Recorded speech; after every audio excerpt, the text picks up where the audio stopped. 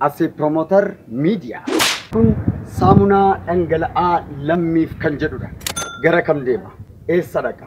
Yeroo darbe isinitti weetan ture miidiyaan asii promoteris gara kam deema? Daawwadha. Kun asii promoter media tube. Subscribe gochuudhaan nu faana turaasin jenna. Charraan ilma namaa jalqabaaf dhumasaa ilmi namaa daggalaa ture bulee dabala. Asii promoter media.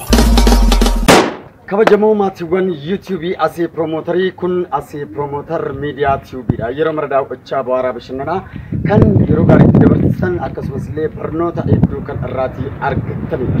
Yeroo ammaa kan nabiratti argitan kun saamunaa dhangala'aa lammiif kan jedhudha. Saamunaan dhangala'aa lammii kun gara kam deema? Eessa dhaqa?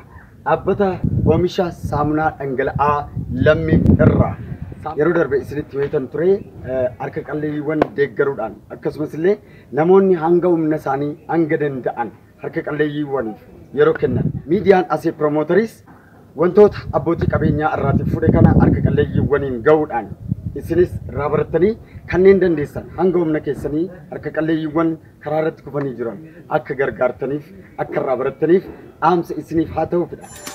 Asii promoter media. Obbo akkam jirtu? Ani asii promoteriin jedhama. Naguma eessaa deebi'aa jirtu? Gara manaatti galaa jirtu? Akkasii? Ijoollee maatii qabdu?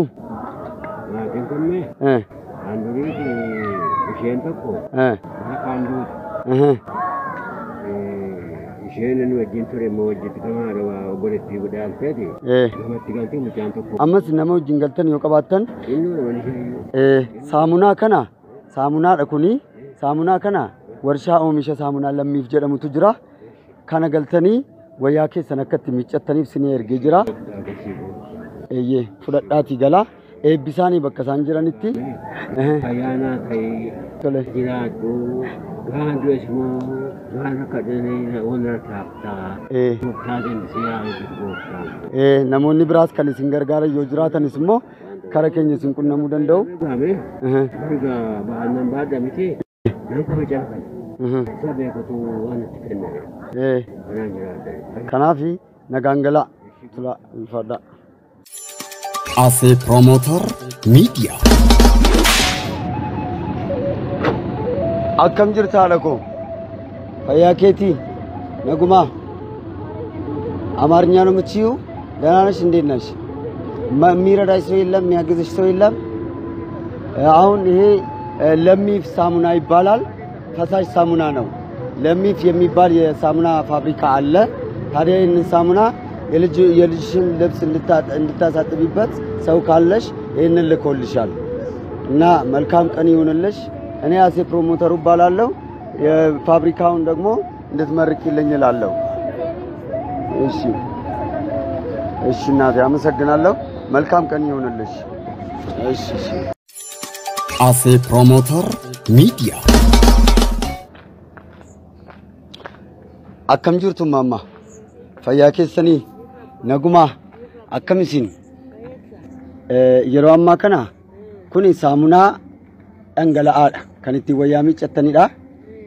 Warshaa lammiif kan jedhamutu jira. Isatu isinii erge.